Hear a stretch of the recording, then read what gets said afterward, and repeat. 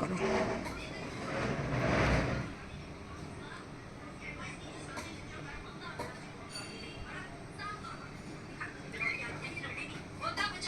বন্ধুরা, আজকে আমার রেসিপি হলো ঘাটি কচু আলু দিয়ে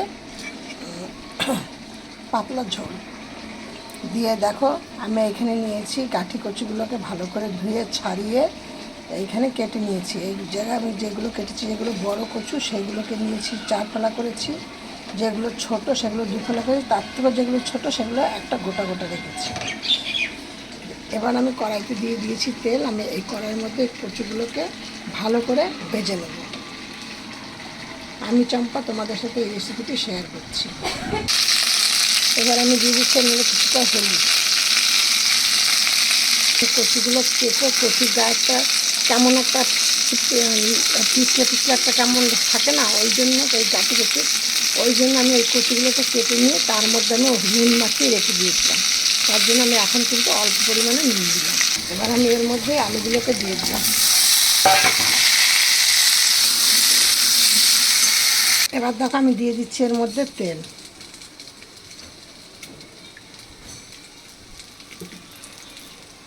তাতে ফোড়ন দিচ্ছি কিছুটা সাদা জিরে,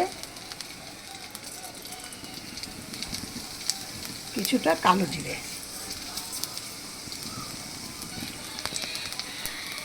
আর দিলাম একটা শুকনো লঙ্কা আর দুটো ছোট ছোট তেজপাতা দিয়ে গ্যাসটাকে লো করে দিলাম। আর এইখানে আছে আমার একটা ছোট্ট টমেটো, 7-8টা হলো কাঁচা লঙ্কা আর কিছুটা জিরে আর ধনে পেস্ট করা। এবার এইটা আমি মশলাটা এর মধ্যে দিয়ে দেবো।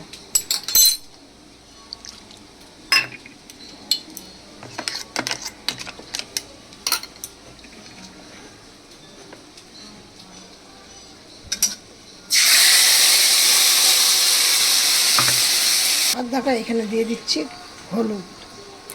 যেহেতু কচু আলু ভাজার মধ্যে হলুদ নুন দিয়েছি, তার জন্য এখন কম নুন দিলাম।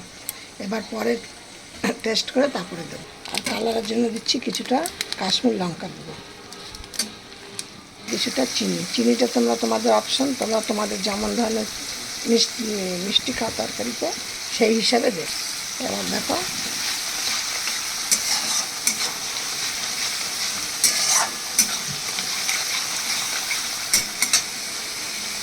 এই যে ভাজাগুলো আমি এই মশলাটার মধ্যে আমি দিয়ে দেবো।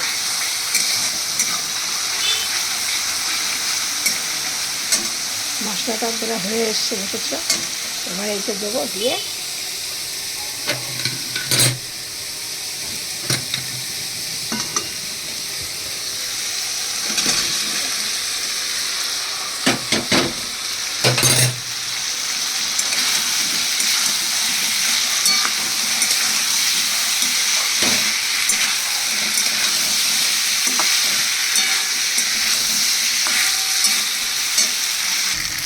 এবার দেখো আমার মশলাটা কিন্তু কষানো হয়ে গেছে। এবার আমি দিয়ে দেবো এখানে জল। জলটা কিন্তু খুব বেশি দেবো না, অল্প মশলা অল্প তেলে একদম একটুখানি মাখা মাখা মতো, পাতলা পাতলা মতো সেরকম করে করবো। দিয়ে এবার এর মধ্যে দিয়ে দিচ্ছি, আর জল দেবো না। এই জলটা ভালো করে ফুটলে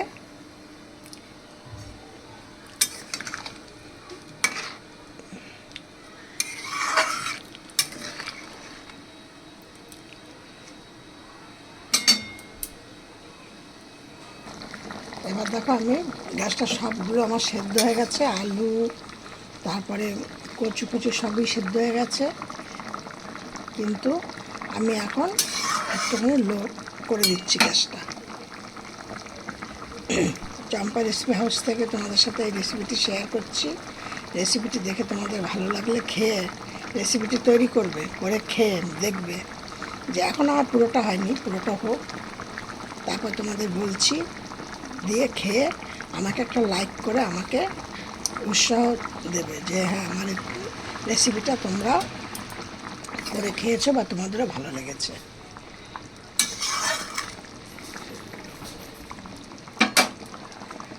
দেখো, এবার দিয়ে দিচ্ছি দুটো এলাচ কুচি,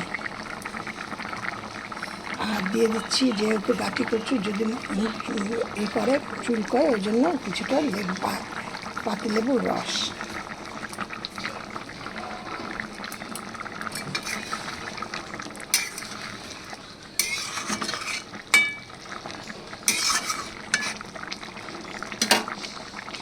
আমার এই রেসিপিটি নামিয়ে দিচ্ছি, হয়ে গেছে। দেখেছো,